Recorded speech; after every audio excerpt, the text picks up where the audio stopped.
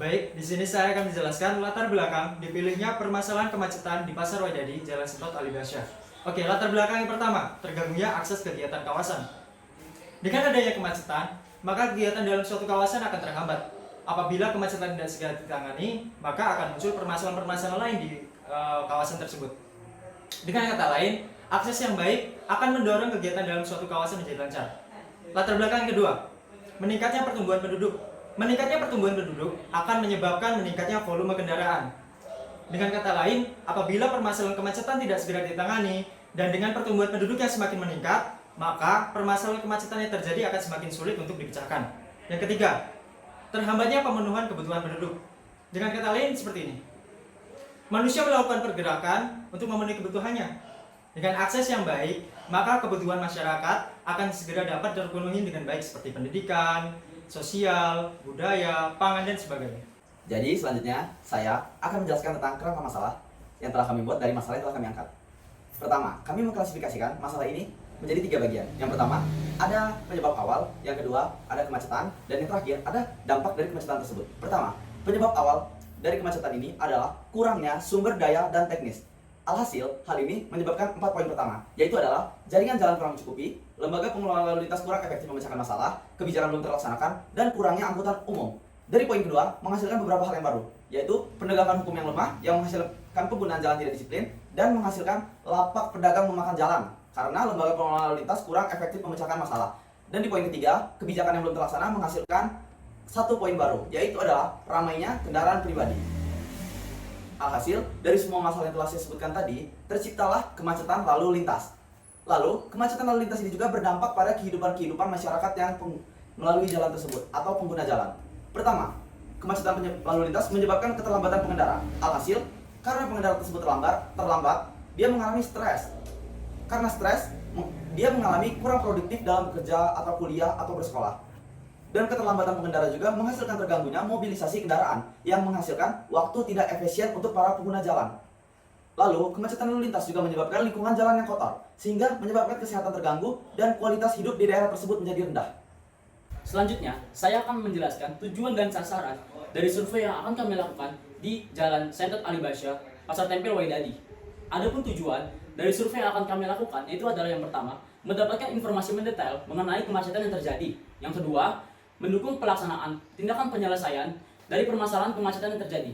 Dan adapun sasaran dari tujuan survei yang akan kami lakukan itu adalah yang pertama, untuk mendapatkan data-data yang dibutuhkan dari permasalahan kemacetan yang terjadi. Yang kedua, tersusunlah detail rinci dan spesifikasi teknis yang diperlukan untuk memenuhi kebutuhan dokumen teknis. Di sini saya akan menjelaskan tentang jalan menurut Undang-Undang Nomor 38 Tahun 2004 bahwa jalan adalah prasarana transportasi darat yang meliputi sebagian jalan termasuk bangunan pelengkap dan perlengkapannya yang berada pada permukaan tanah, di atas permukaan tanah, di bawah permukaan tanah dan atau air, serta di atas permukaan laut kecuali jalan kereta api, jalan troli, dan jalan kabel. Di sini juga saya akan menjelaskan sedikit tentang gambaran umum Jalan Sentot Alibasyah. Jalan Sentot Alibasyah dibagi menjadi 2 ruang lingkup, yaitu Jalan Sentot Alibasyah itu sendiri dan Pasar Tempel. Jalan Sentot Alibasyah itu sendiri adalah jalan yang digunakan sebagaimana transportasi pada umumnya oleh masyarakat sekitar. Serta Pasar Tempel itu sendiri adalah infrastruktur jual beli yang digunakan oleh masyarakat sekitar. Dalam konteks ini, kami menjadikan Jalan Sentot Alibasyah itu sendiri sebagai objek dan kami menjadikan Pasar Tempel itu sendiri sebagai penyebab dari permasalahan. Dan permasalahan yang kami bahas di sini adalah permasalahan tentang kemacetan. Kemacetan di Pasar Waidadi, Jalan Sentot Alibasyah, hal tersebut terjadi akibat ruas jalan yang termakan oleh Pasar Tempel dan kegiatan pasar tersebut.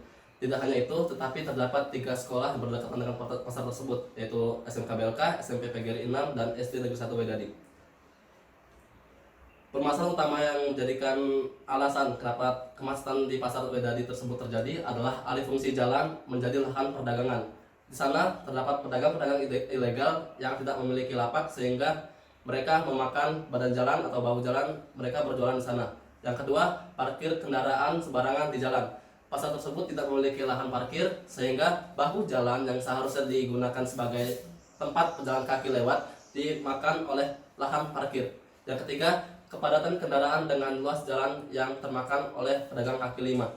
Di sana banyak sekali jualan-jualan atau pedagang-pedagang yang membandel, yang mengakibatkan kemacetan, berdagang di pinggir jalan dan tidak sesuai pada tempatnya karena tidak adanya lapak di pasar tersebut untuk mereka. Baik, kali ini saya akan menjelaskan tentang bagaimana kemacetan itu. Kemacetan adalah suatu kondisi ataupun situasi di mana menurunnya laju lalu lintas yang disebabkan oleh jumlah kendaraan bermotor melebihi kapasitas jalan yang disediakan, serta adanya kegiatan-kegiatan yang mengganggu arus lalu lintas di jalan tersebut. Setelah kami lakukan peninjauan, setelah kami lakukan pengamatan, adapun kegiatan-kegiatan yang mengganggu arus lalu lintas di jalan adalah sebagai berikut. Yang pertama adalah pedagang yang melakukan jual beli di pinggiran ruas jalan. Yang kedua adalah tindakan parkir sembarangan yang dilakukan oleh oknum-oknum tertentu. Yang ketiga adalah kapasitas jalan yang kurang, artinya volume kendaraan melebihi kapasitas jalan yang telah disediakan. Dan yang keempat adalah ketidakdisiplinan pengendara-pengendara yang artinya mereka tidak mematuhi rambu-rambu lalu lintas yang telah disediakan. Action! Jadi saya akan menjelaskan tentang kebutuhan data yang akan kami gunakan pada survei kali ini. Adapun data yang akan kami butuhkan adalah pertama, kepadatan mobil yang melalui Jalan Setot Alibasya, khususnya sekitar lokasi Pasar Tempel Waidadi, dengan tujuan untuk mengetahui jumlah mobil dalam kurun waktu tertentu yang melalui jalan tersebut.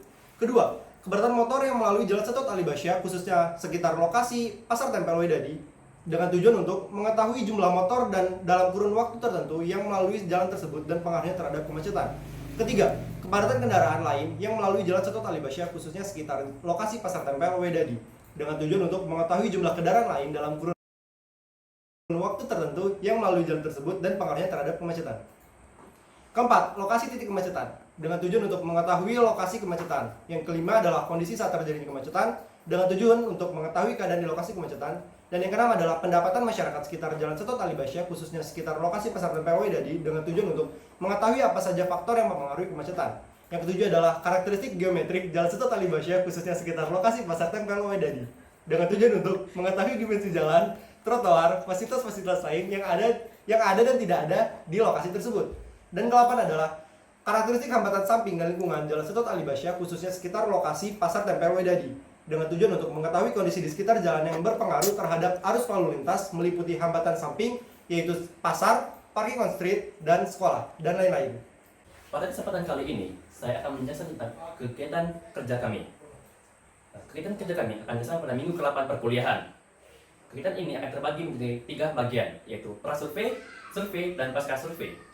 Prasurvei akan dilaksanakan pada minggu ke-6 hingga 7 perkuliahan, minggu ke-8 dan 9 akan dilaksanakan survei, dan pasca survei akan dilaksanakan pada minggu ke-10 hingga 15. Pada minggu ke-6 perkuliahan akan dilaksanakan penentuan data dan teknik pengambilan data.